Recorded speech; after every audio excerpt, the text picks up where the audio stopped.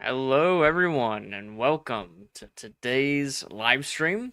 Today we're covering chapter 17 of our compendium, and you can follow along on our website, www.tarpeia.us. Tarpeia is spelled Tarpeia.us, and this is chapter 17 of the compendium. And so this is what the chapter page looks like on our website. And this chapter, which covers World War One, and it covers the years 1913 to 1921. So this is all 8 years of the Woodrow Wilson administration. And this chapter is divided into two sections. The first section is called New Freedom, and this covers Wilson's first term. And then the next section is called Over There, and this covers the second term of the Wilson administration. And so let's look at the first one, section 1 of this chapter. Woodrow Wilson enters the presidency promising a new freedom aimed at restoring competition, curbing concentrated power, and reviving democratic governance in an industrial age. His administration enacted sweeping domestic reforms, including the Underwood Tariff to lower rates, the Federal Reserve Act to stabilize finance and credit, and the Clayton Antitrust Act to strengthen labor protections while restraining monopolies. Progressive regulation expanded through the creation of the Federal Trade Commission, signaling a permanent federal role in managing capitalism. Abroad, Wilson pursued moral diplomacy, intervening repeatedly in Latin America while struggling to maintain neutrality in World War One engulfed Europe, as World War One engulfed Europe. Despite mounting pressures abroad, domestic public opinion and Wilson's own campaign promises remained firmly committed to neutrality and keeping the United States out of war. So the first document that we include is Woodrow Wilson's first inaugural address, which he gave on March 4th, 1913. J.P. Morgan, the financier of the industrial age, of the Gilded Age, dies just a few weeks after Wilson takes office.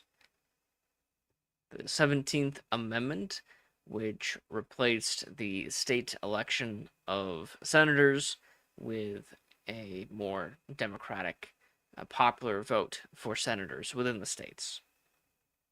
You have Woodrow Wilson's message regarding tariff duties. So tariffs were a major issue during this time.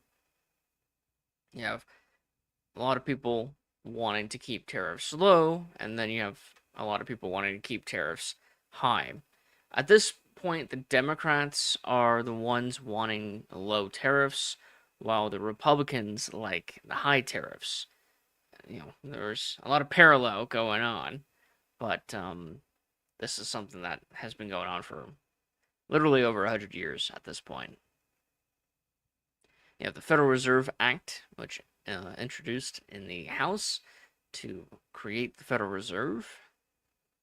You have Woodrow Wilson's New Freedom book, a short book about what he believes should be like a new Bill of Rights for the American people, specifically workers.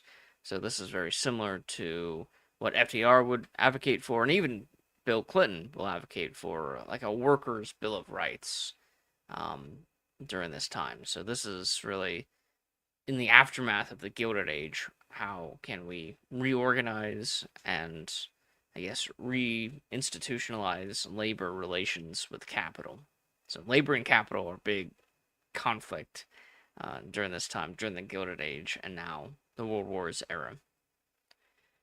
You have Woodrow Wilson's address on his policy with Mexico. In Mexico right now, you have Mexican Revolution, and that's going to cause a lot of problems when it comes to securing our border. He will send General Pershing to secure the border, fighting people like Pancho Villa, and although Pershing won't be able to get Pancho Villa, because Woodrow Wilson will never give Pershing the permission to actually invade Mexico to take out the border ruffians of the Mexican Revolution. You have the Underwood Tariff of 1913. This is to decrease tariff rates. If Wilson, he opens the Panama Canal, so he flips a switch in the White House that blows up the Gamboa Dike, causing water to flow into the Panama Canal, linking the Atlantic and Pacific. So it's interesting that it's Woodrow Wilson. He's the one who actually gets to open up the Panama Canal. A lot of people think, it's McKinley or it's Teddy Roosevelt or Taft. It was actually Woodrow Wilson in 1913. We have his 1913 State of the Union address, the Federal Reserve Act, which created the Federal Reserve. A lot of people don't like the Federal Reserve. It makes sense why a lot of people, especially libertarian types, don't like the Federal Reserve setting interest rates, but people can't really doubt, at least from an economic standpoint, that the Federal Reserve has helped manage the financial situation of the country since its creation. You do have the Great Depression, but the Great Depression wasn't caused by the Federal Reserve. I hear some people argue, like, oh, the Federal Reserve were the ones who caused it or didn't do anything to stop it. There were much bigger entities around and causes than the Federal Reserve. The Federal Reserve was just in its infancy when the Great Depression began in 1929. It's 16 years. So, and also people didn't really understand finance to begin with and economics. Like that very famous book, General Theory on Economics, by Keynes. That didn't come out until during the Great Depression to explain why the Great Depression happened. So people didn't understand economics as well as they did after the Great Depression, and also the Federal Reserve was not designed to handle the causes of the Great Depression. So I wouldn't blame the Federal Reserve at all. Then we have the Supreme Court decision, Weeks v. U.S., Tampico incident, where U.S. Marines are detained by Mexican officials, requests authorization from Congress to use force in Mexico following the Tampico incident. I have to replace the image, but this should be the Archduke Franz Ferdinand is assassinated on June 28th, 1914. His assassination precedes the World War I, and so on July 28th, a month later, you have Austria declares war on Serbia.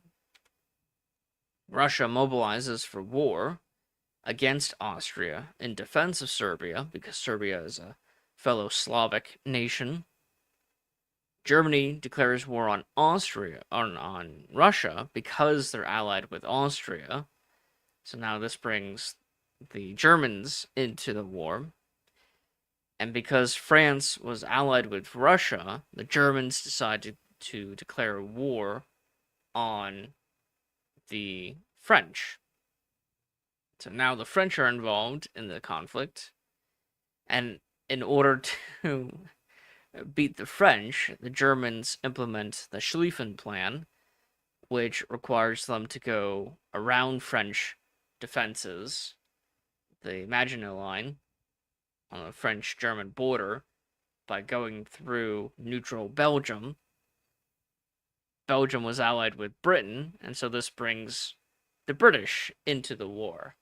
So, a Serbian nationalist killing the heir to the Austro-Hungarian Empire causes the Russians to get involved, or causes the Austrians to go to war with Serbia, and Russia declares war on Austria to defend the Serbians, and the Germans declare war on Russia to defend the Austrians, and the Germans also declare war on France, because France was allied with the Russians, and in order to beat the French, the Germans invade neutral Belgium, which was allied with Britain. bringing the British into the war. So the web of alliances is what took a very small conflict. It could have just been a fight between Serbian nationalists and the Austrians, turned into World War One because of this web of alliances. And so that is called the Thucydides trap. Thucydides is an ancient Greek guy, and he feared that if you have a web of alliances, if one country goes to war, this will drag other countries into the war. So a small conflict will lead to a much bigger conflict, an unnecessary conflict. And that's exactly what happened leading up to World War One. You have a small conflict between Serbia and Austria. This dragged in a bunch of other countries who were allied with those two countries, and now you have World War One. Austria declares war on Russia, August 6, 1914. Woodrow Wilson gives a speech on neutrality, and I made a video of me reading this speech if you're interested in listening to the whole speech. It is kind of pertinent today. A lot of common themes that might apply to today that I may or may not agree with. I'm not necessarily a Wilson defender. I don't really like Wilson all too much. But this speech, the arguments that he gives for maintaining neutrality in World War One is actually pretty good and relates to what's going on today. You have the Federal Trade Commission Act. This creates the Federal Trade Commission, Clayton Antitrust Act, which further decreased the tariff rates. Woodrow Wilson's 1914 State of the Union address. You have the infamous Birth of a Nation movie. This is an American silent epic drama film directed by D.W. Griffith and starring Lillian Gish. The screenplay is adapted from Thomas Dixon Jr.'s 1905 novel and play, The Klansman, a historical romance of the KKK. Griffith co-wrote the screenplay with Frank E. Woods and produced the film with Harry Aitken. And also Woodrow Wilson makes an appearance, not in person, he's quoted in the movie. And so I think that's pertinent because Woodrow Wilson is president while this movie comes out, and this movie is the first movie ever screened at the White House. And I think Woodrow Wilson does it because he's in the movie. Siemens Act. Let's see, sinking of the USS Lusitania. They will blame the Germans on this, which makes sense. The Germans did do it. Guillen v. and Bell v. United States, a Supreme Court decision. Booker T. Washington dies. So this is his procession on November 17th. William J. Simmons becomes the first Grand Wizard of the KKK, and he's a Presbyterian, a Scottish Presbyterian, and he will revive, at least participate in the revival of the KKK by becoming the first Imperial Grand Wizard, and leading a cross-burning ceremony on top of Stone Mountain, Georgia, on Thanksgiving night, November 15th, or November 1915, to mark the organization's rebirth after being inspired by the film Birth of a Nation, which came out earlier that year. Let's see, Wilson's 1915 State of the Union. Uh-oh. Yeah, we are adult, mature content, and so I should have skipped that. We do have images of the aftermath of certain crimes and lynchings, and I don't want to show it too much on YouTube. Say, Louis, it is history. This is entirely educational, by the way. So, Let's see how YouTube handles that. Let's see, Louis Brandeis confirmed as Associate Justice. The famous Uncle Sam poster. This is made in July of 1916, and the original one is "What are you doing for preparedness?" And so this is advocating for U.S. involvement in World War One. When we enter World War One, they're going to change the caption to "I want you to join the army," or also "I want you to buy war bonds." The Federal Road Act of 1916. What's interesting about this act is that this was mostly to increase or improve the infrastructure of the road system in the United States for the U.S. Army. And so General Pershing, he was tasked with assessing the road system of the United States, which at this point is just dirt roads. There are no paved roads crisscrossing the nation. And he will make a report, General Pershing will make a report with the help of a certain Lieutenant Dwight D. Eisenhower. General Pershing is a mentor to Eisenhower. He's a mentor to a bunch of World War I and World War II leaders. He's a mentor to Eisenhower. He's a mentor to Patton. He's a mentor to MacArthur. He's a mentor to Bradley. So all of like the top generals that we all know and love and sometimes hate, General Pershing was his mentor, and so, or all of their mentors. Have the Federal Farm Loan Act.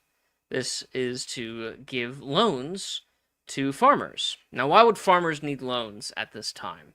Well, World War I is happening, and the farms of Europe are completely destroyed at this point. And so food production in Europe has gone down. This increases the cost or price of food because there's a decrease in supply of food while demand isn't really decreasing. Well, I guess demand does technically decrease if you kill people, but the supply of food was going down more than the demand of food was going down, which means the difference between the two was expanding, which means price goes up. And so a lot of farmers wanted to, in the United States, wanted to increase their food production in order to sell more food at the higher price to make more profit. Well, they might not have, the farmers might not have a lot of cash on hand needed to buy more equipment or more labor in order to produce more food. And so the farmers would take out these massive loans from the government, from private banks, in order to have cash now so that they can invest in increasing the equipment, increasing their workforce, to increase their yield of food produce in order to sell it to Europe. And so this new investment will actually be one of the causes of the Great Depression, because later down the line, I mean, the war's going to end in a couple years. The loans are supposed to be a lot longer than just a few years. And within a couple years in Europe, the farms of Europe are going to bounce back and they're going to be able to produce food again. And so you have a bunch of American farmers with massive amounts of loans that they took out in order to invest in increasing their food production, in order to make a profit selling more food at the higher price. Well, now prices are going back down. But they still have to pay these loans back. But they're not making as much money anymore. And so a lot of farmers are going to go bankrupt or default on their loans. And this will affect the banks who loaned out the money in the first place, and this will be one of the causes of the Great Depression, the farming situation in the United States. It's not the only issue. For the 1920s, there's a lot of speculation in the stock market. There's a lot of enthusiasm and optimism for the future now that the Great War is over, which will lead to a boom bust cycle in the economy. You have the Black Tom bombing, which happened on July 30th, 1916, where German agents blew up 2 million pounds of war materials packed into train cars in the Black Tom Railroad Yard on what is now part of Liberty State Park. Thousands of windows shattered in lower Manhattan and New Jersey and Jersey City. Shrapnel pockmarked the Statue of Liberty. Several people were killed in the explosive energy that erupted from this act of sabotage. Over $20 million in damages, which is over $500 million today. The culprits were never identified, but they were suspected to be German. There's a lot of German hate at this time, by the way. You have the Philippine Autonomy Act to grant the Philippines more autonomy, as they're going to be transitioned from a territory to a independent country, but that process takes a long time, and that won't finalize until after World War II. You have the Keating-Owen Child Labor Act to outlaw child labor. Adamson Act, the election of Woodrow Wilson. Wilson's State of the Union address in 1916. You have the Silent Sentinels picket the White House. Members of the newly formed National Women's Party, founded by Alice Paul, called the Silent Sentinels, picketed the White House and were the first group to organize such a picket. So these are the first people to picket outside the White House. And then you have the infamous Zimmerman telegram, which is made public on March 1st, 1917, after the election, convenient for Wilson, and right before his inaugural address for his second term. And so this takes us to Section 2 over there. This covers the second term of the Wilson administration. So the description that I wrote is Wilson's second term was defined by the transformation of the United States from a neutral republic into a global wartime power. American entry into World War I in April 1917 followed years of strained neutrality and unleashed an unprecedented expansion of federal authority, as Congress granted sweeping war powers through measures such as the Selective Service Act, the Espionage and Sedition Acts, the creation of wartime agencies to mobilize industry, labor, and finance. The war reshaped American society, accelerating industrial production and migration, while sharply curtailing civil liberties and dissent at home. As the fighting ended, the nation was convulsed by unrest, including anarchist bombings, the first Red Scare, and a wave of racial violence in 1919 that exposed the fragility of wartime unity. Even amid repression and fear, the era produced lasting democratic change with the ratification of the 18th Amendment, establishing prohibition, and the 19th Amendment extending suffrage to women, marking a contradictory legacy of expanded rights alongside intensified state power and social division, including racial division. Sarah Wilson's second inaugural address, given on March 5th, 1917. Soon after, Wilson will give his war message to Congress, advocating for war, and the Senate will vote for war against Germany on April 6, 1917. You have the Wake Up Parade, or Wake Up America Parade. So President Wilson called for large recruitment into the armed forces, and these Wake Up America parades were held in many places across the country in support of recruitment. The surprising amount of 60,000 people attended this single parade in New York. So these are the Boy Scouts charging up and down Fifth Avenue with American flags. You have the Espionage Act. This law significantly expanded the president's and the federal government's domestic security powers during wartime, penalizing interference with national defense, restricting communications, and allowing control over mail or publications deemed dangerous, thereby strengthening the executive's capacity to suppress dissent or perceived subversion in wartime. You have the Trading with the Enemy Act. This act granted the president sweeping authority during wartime to regulate or restrict trade and financial transactions with enemy nations and nationals, to control imports, exports, foreign exchange, and to oversee property owned by enemies within U.S. jurisdiction.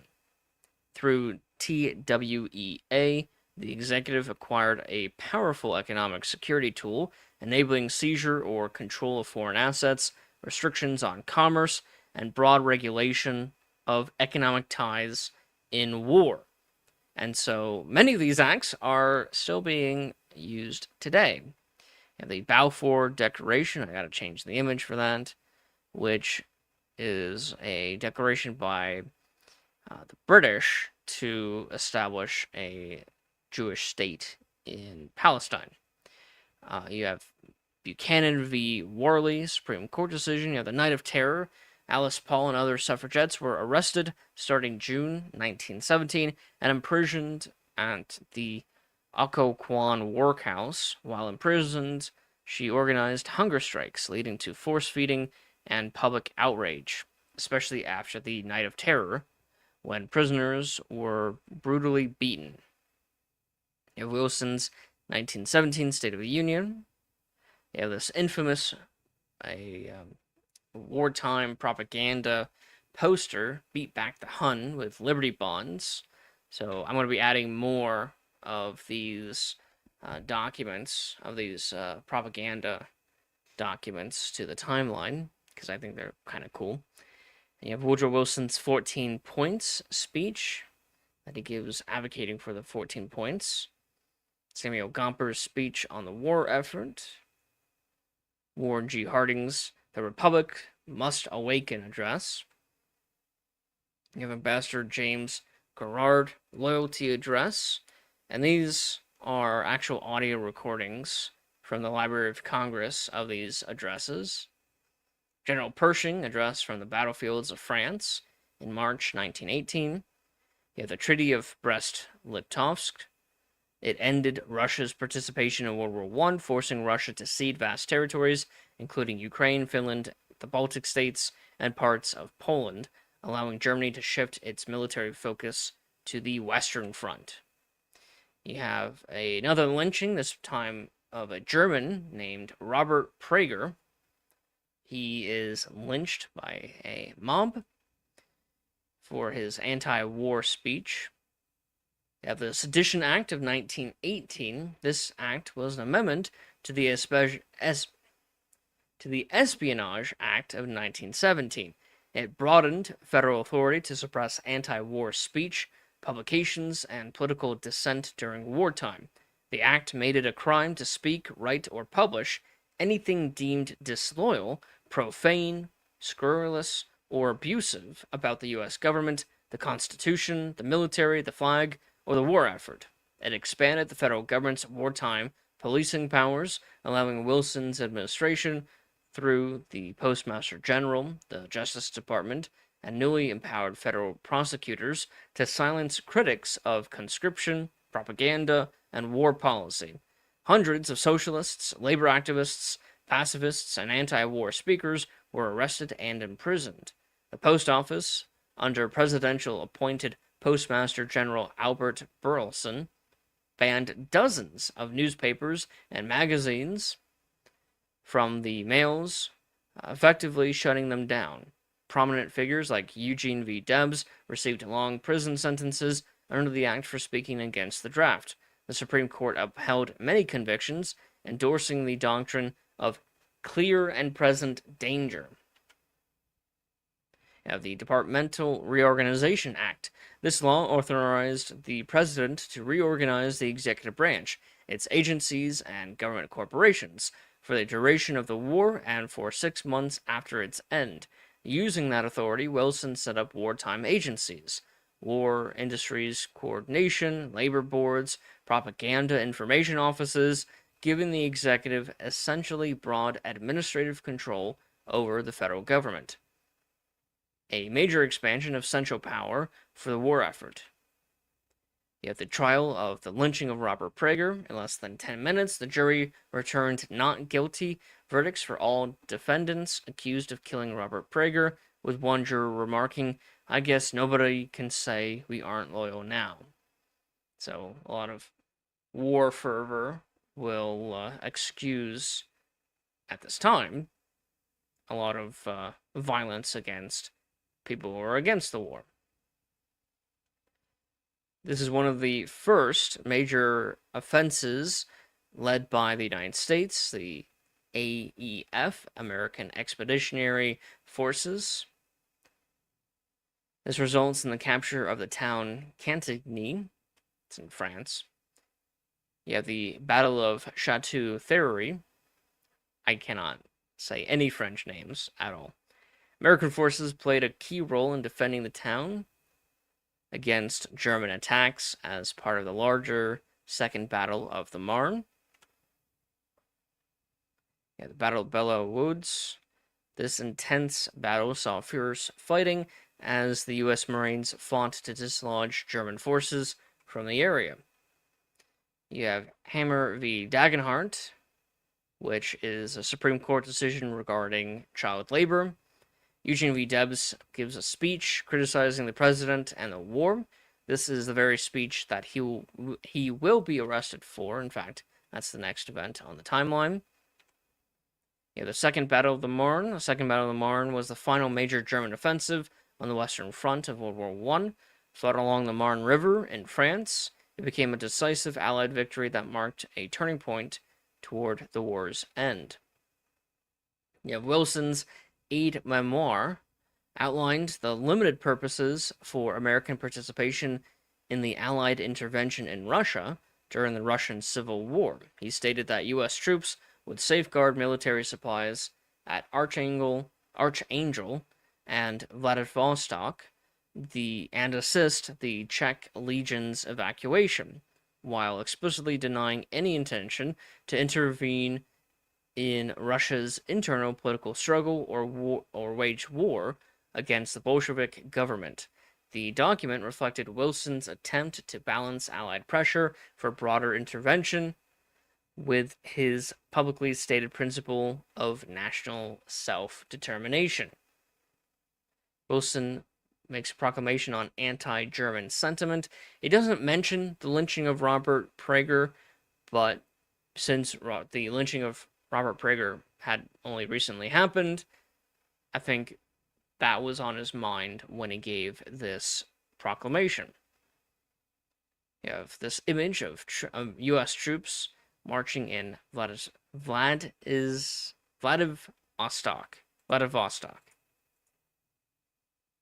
And the Battle of Saint-Mihiel, AEF achieved a swift and decisive victory, capturing the Saint-Mihiel salient. Meuse-Argonne offensive, the largest offensive undertaken by the AEF. This battle involved over 1 million American soldiers and was instrumental in pushing the German forces back towards the end of the war. So this is now leading to the end of World War I. The United States had a major role to play in the last couple of battles. You have an Immigration Act to restrict immigration, especially from Eastern Europe. You have armistice, which is declared at 11 a.m., November 11th, 1918. So armistice goes into effect, effectively ending World War I. You still have the Russian Civil War going on. You still have a lot of other fighting around the world going on, but World War I, at least with Germany, is now over. Wilson's 1918 State of the Union address. The 18th Amendment is ratified. For those of you who don't know, the 18th Amendment is prohibition on the sale and production of alcohol. You have Schneck v. U.S., a Supreme Court decision, and I have this video by Mr. Beat from his channel. If anyone wants to watch it, make sure you check out his channel and subscribe if you like his content. There's another Supreme Court decision. This is Debs v. United States. That's Eugene v. Debs, the socialist who was arrested for his speech against the war effort. You have a Russian Civil War battle. You have the April anarchist bombings, a series of anarchist mail bomb attacks targeted government officials, business leaders, and law enforcement across the United States, with roughly 36 bombs discovered by postal authorities before they could detonate. One were killed, and several others were injured, and the campaign spread nationwide fear, helping to ignite the first Red Scare and heightened suspicion of radicals and immigrants, and also socialists and anarchists. You have the May 4th movement begins, a Chinese cultural and anti-imperialist political movement which grew out of student protests in Beijing on May 14th, 1919. Students gathered in front of Tiananmen to protest the Chinese government's weak response to the Treaty of Versailles decision to allow the Empire of Japan to retain territories in Shandong that had been surrendered by the German Empire after the siege of Tingsao? I'm really bad at pronouncing things. I'm sorry. In 1914, the demonstrations sparked nationwide protests and spurred an upsurge in Chinese nationalism, a shift towards political mobilization away from cultural activities, and a move toward a populist base away from traditional intellectual and political elites. So this movement, the May 4th movement, will lead into the Chinese Communist movement to create Communist China. You have the June 2nd anarchist bombings. Galleanists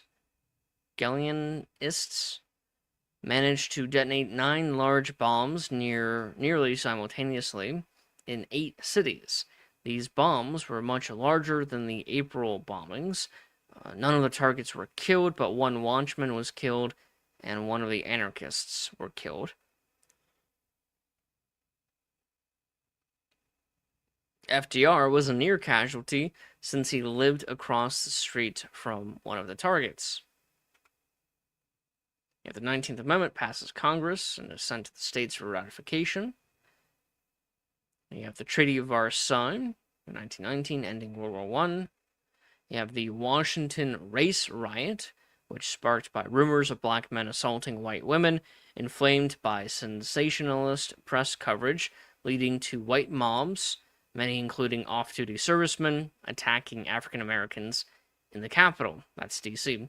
At least 15 people were killed and over 150 injured, and the unprecedented armed self-defense of black residents marked a turning point in racial violence during the Red Summer, demonstrating both the dangers of racial tensions after World War I and the growing refusal of African Americans to submit to mob violence.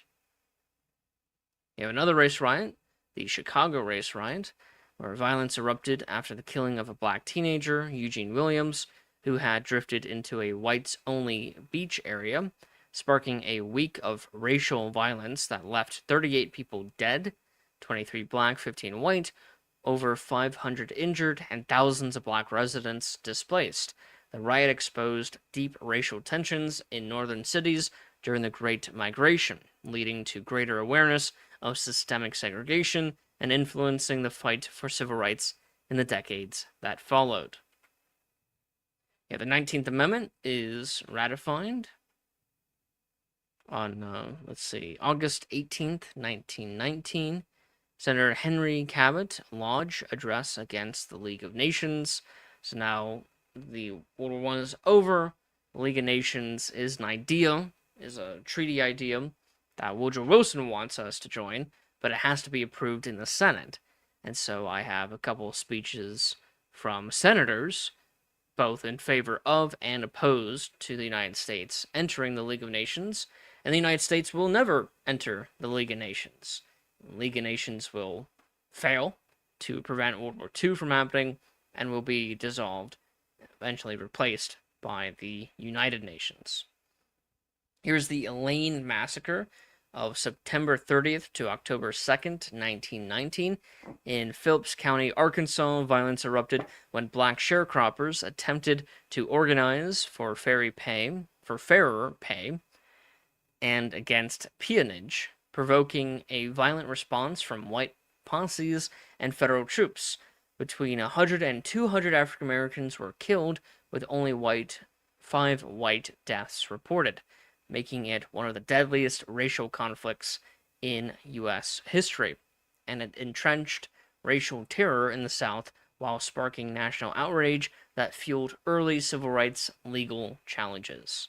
So, post World War I, while still being within the Wilson administration, you have a lot of racial tension. At the same time, you have the reemergence of the KKK, which started under Wilson's first term. That actually begins a little bit earlier, but the first Imperial Grand Wizard came out, or was announced after the movie Birth of a Nation came out in Wilson's first term. At the Volstead Act, this is to enforce prohibition. Abrams v. U.S., and this is a Supreme Court case regarding the pension for veterans. You have Centralia tragedy. In Centralia, Washington, violence broke out when members of the American Legion marched past the Industrial Workers of the World, the IWW Union Hall, leading to gunfire between the Legionaries and the Wobblies, the Workers of the World, amid long simmering tensions over labor rights. The clash left at least 6 Legionaries and 1 IWW member dead, several others injured, and resulted in a crackdown on radical labor organizing in the Pacific Northwest, deepening national hostility toward the IWW during the first Red Scare. You have Wilson's 1919 State of the Union address, where he's talking about the outcome of World War I and also talking about the racial unrest and also the labor unrest during the first Red Scare. We have Rupert v. Calfee, a Supreme Court decision. The ACLU is founded in 1920 during the Red Summer, or I guess this is right after Red Summer of 1919, where a lot of that racial violence was happening. You have American forces withdraw from Russia on April 1st, 1920. This ends America's involvement in the Russian Civil War. Warren G. Harding's readjustment address. So if you click on this link on our website, this will take you to an actual audio recording from the Library of Congress of Warren G. Harding. So if you want to listen to his voice, that's kind of cool. You have Harding's acceptance address for the Republican Party. You have FDR's Americanism address, another Library of Congress audio file. You have the election of Harding. He wins in 1920, and this is a video by Mr. Beat. He's made video covering every single presidential election, and we've added all of them to our timelines. And so check out this video and his channel. And also the 1920 election was the first time that the election results were broadcasted over radio. That's kind of cool. You have Wilson's 1920 State of the Union. This is his last one. He will treat this as like a farewell address. Most presidents at this point, they don't give a farewell address. That won't be something until Truman and Eisenhower will make that a tradition. Not, it wasn't a tradition at this point. So usually the last State of the Union address was the farewell address of the president. And right before the end of the Wilson administration, you have the repeal of the Sedition Act. So this repealed the Sedition Act passed at the start of his second term during the war. And this is the last thing that I have so far on this chapter. So this chapter, again, is chapter 17, which covers World War I from 1913 to 1921, which is, of course, Woodrow Wilson's administration at both of his terms. And if you want to check out this resource, this is our website, www.tarpeia.us. Tarpeia is spelled TARPEIA.us, and this is chapter 17 of the compendium. So if you go highlight in the menu, go to World Wars era, this is the chapter that I just showed you. Tomorrow, we're going to be covering the Roaring Twenties, which is the Harding and Coolidge administrations from 1921 to 1929. So if you're interested in the Roaring Twenties, stay tuned for tomorrow's live stream. And if you don't know about us, we are an educational nonprofit, a 501c3. All donations are tax deductible, and everything that we do, we put on our website, all of our history, resources, and material, like this interactive timeline of American history. I encourage you guys to check it out. And yeah, so tomorrow is going to be the Roaring Twenties chapter 18. So if you're interested in the Roaring Twenties, make sure to join me for that. If you have any questions about American history while I'm doing these live streams, feel free to comment them, and I will address them however I can, however best I can. So thank you if you were here for watching this live stream, and I hope you're having a good day, and I hope to see you tomorrow. All right, bye-bye.